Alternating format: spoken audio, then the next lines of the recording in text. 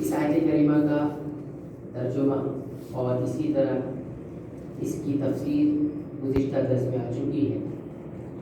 اس آیت کریمہ سے ہمیں کیا سیکھنے کو ملتا ہے وہ انشاءاللہ آپ حضرات کی خدمت میں رکھی جائے۔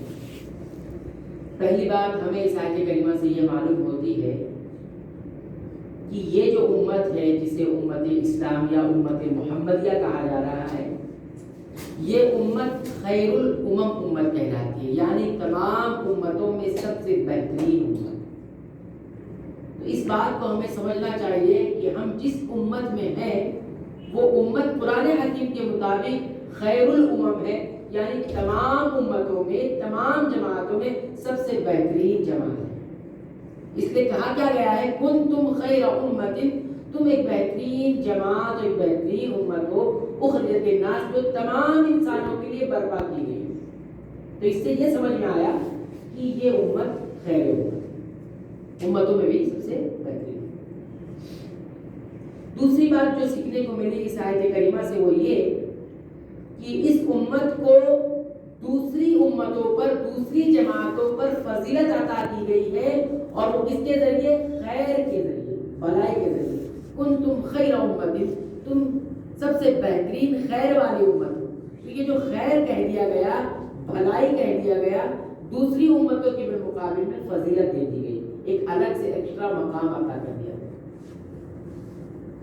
اور یہ وصف، یہ صفت جو دی گئی ہے، یہ ایسی صفت ہے جو دوسری امتوں میں یا دوسری جماعتوں میں نہیں تھی، چاہے پہلی والی امتیں ہو چاہے بعد میں امت، یہ ایک امت رہ گئی، یہ آخری امت۔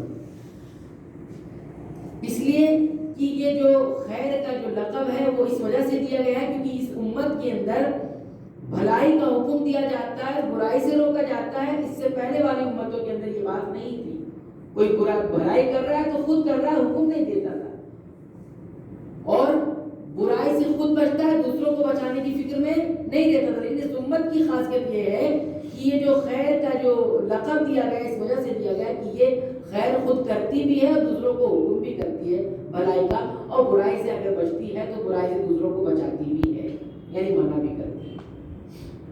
دوسری امتوں کے بارے میں اللہ رب العالمین نے خود فرمایا لعن الذین کفروا من بنی اسرائیل، بنی اسرائیل کے کافروں پر لعنت کی گئی ہے، علی لسان داؤد، داؤد علیہ السلام کی زبانی بھی، وعیسی ابن مریم، اور ابن مریم یعنی مریم کے بیٹے عیسیٰ علیہ السلام کی زبانی بھی لعنت کی گئی ہے۔ ذالک بما عصوا وکانوا یعتدون، اس لیے کہ وہ حد سے زیادہ بڑھ گئے تھے، آگے بڑھ گئے تھے۔ اور کیا ان کا حد سے بڑھنا تھا؟ کانوا لا یتناہون عن منکر فعلوہ، جو کچھ وہ برائی کرتے تھے اسے کسی سے روکتے بھی نہیں تھے، جو کچھ وہ برائی کرتے تھے دوسروں کو اس سے روکتے بھی نہیں تھے۔ لبئس ما کانوا یعملون یفعلون، جو کچھ وہ کرتے تھے کتنا برا تھا۔ تو یہاں برائی بتائی گئی ہے دوسری امتوں کی، اور اس امت کی بھلائی بتائی گئی، یہ خیر امت، یہ دوسری بات سیکھنے کو ملتی ہے۔ تیسری بات جو بہت اہم ہے اس آیت کریمہ سے جو سیکھنے کو ملتی ہے یا معلوم پڑتی ہے وہ یہ ہے کہ یہ جو صفت ہے، کون سی صفت؟ بھلائی کا حکم دینا اور برائی سے روکنا، یہ وصف جس کے ذریعے سے اس امت کو فضیلت عطا کی گئی ہے، جیسے جیسے یہ کم ہوگا ویسے ویسے خیر امت کا لقب بھی کم ہوتا رہے گا۔ اگر یہ وصف ختم ہو گیا تو خیر امت کا لقب ٹائٹل چھین بھی لیا جاتا ہے۔ ایک ٹائٹل آپ کو کس لیے دیا گیا تھا؟ آپ کو کسی کارنامے پر ایک ٹائٹل دیا گیا، ایک لقب دیا گیا، اب آپ نے وہ کام ہی چھوڑ دیا، اس کارنامہ کو چھوڑ ہی دیا، تو ظاہر سی بات ہے ٹائٹل واپس لے لیا جائے گا۔ تو ایسے یہ بتایا گیا ہے کہ اگر اس وصف کے ذریعے اس امت کو فضیلت دی گئی ہے، جیسے جیسے یہ وصف، یہ صفت یعنی بھلائی کا حکم دینا اور برائی سے روکنا، اگر یہ دھیرے دھیرے اگر کم ہوا یا ختم ہو گیا تو یہ خیر امت کا لقب بھی چھین لیا جائے گا، یا اگر یہ کمزور پڑا تو خیر امت کا لقب بھی کمزور ہوتا جائے گا۔ ایسے ہی انفرادی طور پر بھی اور اجتماعی طور پر بھی اگر انسان یہ چاہتا ہے کہ میں اللہ کے یہاں خیر اور بھلائی والا کہلاؤں تو اس وصف کو اپنانا پڑے گا، انفرادی طور پر بھی، یعنی اکیلے تنہا طور پر بھی، اور اگر اجتماعی طور پر تو مل کر بھی اس کام کو کرنا پڑے گا، اجتماعی شکل میں بھی یہ کام کرنا پڑے گا، تب یہ خیر کا لقب انسان کو ملے گا۔ چوتھی اور آخری چیز جو معلوم ہوتی ہے وہ یہ معلوم ہوتی ہے کہ امر بالمعروف یعنی بھلائی کا حکم دینا اور نہی عن المنکر برائی سے روکنا، اس کی اہمیت کا ہمیں اندازہ ہوتا ہے، امپورٹنس کا اندازہ ہوتا ہے، وہ یہ کہ اسی کے اوپر یہ خیر کا لقب ملا ہے. ہاں یہ بھلائی کا حکم دینا اور برائی سے روکنا، اسی کے اوپر ہمیں یہ لقب ملا ہے خیر امت کا. تو اس سے اس نیکی کا ہمیں اہمیت، اس نیکی کی اہمیت کا اندازہ ہوتا ہے. اب ہمیں غور کرنے کا یا لمحہ فکری ہمارے لیے ہے کہ کیا ہم اس عمل کو انجام دیتے ہیں؟ صبح سے لے کر شام تک ہر شخص، ہر نوجوان، ہر خاتون، ہر بوڑھا، ہر یا جو بھی ذمہ دار ہے، وہ یہ سوچے کیا میں اس عمل کو، اس بڑی نیکی کو انجام دیتا ہوں؟ اور چھوٹے سے چھوٹے معاملات سے لے کر بڑے سے بڑے معاملات تک، عبادت سے لے کر اخلاق سے لے کر معاملات تک، ان تمام پہلوؤں پر غور کریں کیا میں اس کام کو انجام دیتا ہوں؟ صبح سے ہم نکلے گھر سے، ہماری آنکھوں نے، ہمارے کانوں نے، ہمارے شعور نے، ہمارے دلوں نے کتنی برائیاں دیکھی اور کتنی بھلائیاں نہ ہوتے ہوئے بھی دیکھی، کیا ہم نے اسے انجام دیا؟ ہم یہ چاہتے ہیں کہ ہمیں سرخروئی مل جائے، ہمیں کامیابی مل جائے، ہم سب سے اعلیٰ سطح پر پہنچ جائے، کامیابی ہمیں مل جائے اور ہم کریں کچھ نہ. تو ایسا ہو سکتا ہے؟ نہیں ہو سکتا. ہمیں کوئی مفت میں لا کر کچھ نہیں دے دے گا، ہمیں کوئی مفت میں لا کر کچھ نہیں دے دے گا. کتنی چیزیں ہیں. ہمارا ایمان، نبی کریم صلی اللہ علیہ وسلم نے فرمایا من رأى منکم منکرا، تم میں سے کوئی اگر کوئی منکر یعنی کوئی برائی دیکھے، فلیغیرہ بیدہ، تو چاہیے کہ اس برائی کو بدل ڈالے اپنے ہاتھ سے. یہ تو نہیں کہ ختم کر ڈالے، بدل ڈالے. فلیغیرہ، غیر تغییر بولتے ہیں بدل دینا، یعنی اس برائی کو ہٹا کر ایک اچھائی لائے. فلیغیرہ بیدہ، اپنے ہاتھ کے ذریعے. فإن لم يستطع، اگر یہ نہیں کر سکے، یعنی ہاتھ سے نہیں کر سکتا، فبلسانہ، تو اللہ نے ایک اور نعمت عطا کر رکھی ہے، وہ ہے زبان. زبان سے اس نیکی، اس برائی کو بدل کر بھلائی لائے. فإن لم يستطع، یہ بھی نہیں کر سکتا، فبقلبہ، تو ایک اور نعمت اللہ نے دے رکھی، وہ ہے دل. دل کے ذریعے برائی کو بدل ڈالے. دیکھیں کتنا آپشن ہے ہمارے پاس. کہتے ہیں وذالک اضعف الایمان، اور دل سے برائی کو بدلنا، بھلائی لانا اس کی جگہ پر، یہ ایمان کا کم سے سب سے کمزور ترین حصہ ہے. اور اگر دل کے اندر ہی نہ یہ چیز رہ جائے تو بتائیے، تو ایمان ہی ختم ہو چکا ہے. آج ہم دیکھتے ہیں کس جگہ پر برائیاں نہیں ہو رہی، کس پہلوؤں پر برائی نہیں ہو رہی. تو کون ہے جو اٹھ کر اس برائی کو ختم کرنے کا عزم کرے گا اور اٹھے گا اور شروعات کرے گا؟ لوگ ایک دوسرے پر ڈال رہے ہیں کہ فلاں کر لے گا، فلاں کر لے گا، فلاں کر لے گا. کر کون رہا ہے؟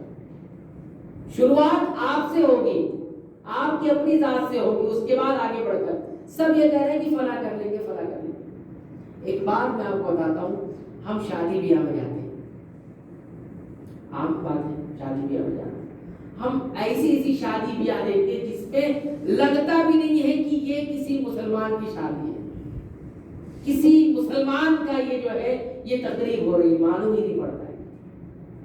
اور ہم چپ چاپ جاتے ہیں، کھانا کھاتے ہیں، وہاں انجوائے کرتے ہیں، واپس آتے ہیں. کائے کے مسلمان ہیں؟ کون سا خیر امت ہے؟ ہم اپنے آپ کو خیر امت کہتے ہیں کہ ہم سب سے بہترین امت ہیں. برائی دیکھ کر چلے آئے، کھانا کھا کے چلے آئے، ہاں وہاں پر ان کی حوصلہ افزائی کر کے چلے آئے. کتنا منع کیا ہم نے، اور کیا کہتے ہیں؟ کہتے ہیں منع کریں گے تو بوال ہو جائے گا. تو آج تک برائی ختم ہو گئی. بوال ہو جائے گا کہ بوال ختم ہو جائے گا؟ کوئی ایک آدمی شروعات کرے تب تو بدلاؤ آئے گا. ایک صاحب ہمارے پاس دعوت لے کر آئے، لڑکی کی شادی کی دعوت. بولے ہماری لڑکی کی شادی ہے، آپ کو آنا ہے. میں نے کہا ہمیں کیوں دعوت دیتے ہیں، ہمارا تو کوئی کام نہیں وہاں پر. لڑکی کی دعوت دے رہے ہیں، چلو لڑکی کا ولیمہ ہوتا تو ہم آ جاتے. لڑکی کی شادی اور بہت بڑا فنکشن کر رہے ہیں. میں نے کہا شریعت نے آپ کو تو مکلف نہیں بنایا. کہا چاہتے تو ہم بھی، یہ شریعت نے ہم کو مکلف نہیں بنایا. ہم بھی یہی چاہتے تھے، لیکن اب لوگ کیا کہیں گے اگر میں نہیں کہا کہ دوسروں کی شادی میں جا کر کھا کر تو آ گئے، دوسروں کی شادی میں تو جا کر لڑکی کی شادی میں کھا کر آئے، اور جب اپنی باری آئی تو سنت یاد آ گئی، تو کیا کریں؟ یہ کوئی بہانہ ہوا؟ یہ تو کوئی بہانہ نہیں ہوا. تو ہم کو کیوں لے جا رہے ہیں؟ تاکہ دلیل بن جائے کہ یہ چیز بھی صحیح ہے، یہ چیز بھی درست ہے. ہم نے کہا ہم نہیں جائیں گے. کیوں نہیں جائیں گے؟ کیونکہ یہ غیر شرعی چیز ہے. آپ چند لوگوں کو بلا لیجیے، اپنے رشتہ داروں میں خاص خاص بڑے بڑے لوگوں کو بلا لیجیے، اور اپنی لڑکی کا جو ہے آپ نے نکاح کر لیجیے، پھر ولیمہ میں آپ دعوت دیجیے، چلے جائیں. میں صرف ایک مثال کے طور پر میں نے ایک شادی بیاہ کی بات کی، ورنہ ایسے معاملات تو بہت سارے ہیں. بولتا کون ہے؟ روکتا کون ہے؟ اور سب کہہ رہے ہیں کہ برائی ختم ہو جائے، بھلائی آ جائے. بھلائی ایسے نہیں آتی ہے، اس کے لیے قربانی دینی پڑتی ہے، اس کے لیے جدوجہد کرنی پڑتی ہے. ہم کیا سوچتے ہیں کہ ہم خود عمل کر لیں بس کافی ہے، ہم جنت میں چلے جائیں گے. ایسا کبھی نہیں ہونے والا. یہ خیر امت کا اتنا بڑا جو لقب ملا ہے، یوں ہی نہیں مل گیا. تأمرون بالمعروف وتنہون عن المنکر، اس کی بنیاد پر ہی ملا، اور یہ نہیں ہوگا تو آپ یہ سوچیں کہ خیر امت کا لقب بھی مل جائے اور جنت بھی مل جائے، تو ایسا نہیں ہوگا. ایسا بالکل نہیں ہونے والا. بہت سارے ماں باپ ہیں، نمازیں بڑی نمازیں ان کی ہو رہی ہے، بڑے تہجد کی ہو جا رہے ہیں، ان کی چار کی نمازیں، اور بچے اور گھر کی عورتیں اور خواتین، اور گھر میں کوئی اہتمام نہیں. نہ پردے کا کوئی اہتمام ہے، نہ شرعی امور کی کوئی اہتمام ہے، نہ نمازوں کا کوئی اہتمام ہے، اور اپنا خود بہت بڑے حاجی ہے، نمازی ہے، اور بہت متقی ہے، پرہیزگار. ایسی کیا متقی پرہیزگار؟ تأمرون بالمعروف وتنہون عن المنکر کا فریضہ انجام نہیں دیا جا رہا ہے. تو کل یہی اولاد جو ہے پکڑ لے گی ہمارا گریباں. قیامت کے دن یہی ہمارے جو ہے جہنم میں جانے کا سبب بن جائے گی.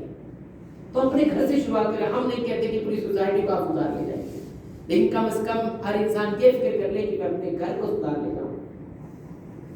تو یہ پوری سوسائٹی کس سے بنتی ہے؟ ایک فرد ایک گھر سے بنتی ہے. وہ گھر کی سدھار ہو جائے گا تبھی تو سوسائٹی کی سدھار.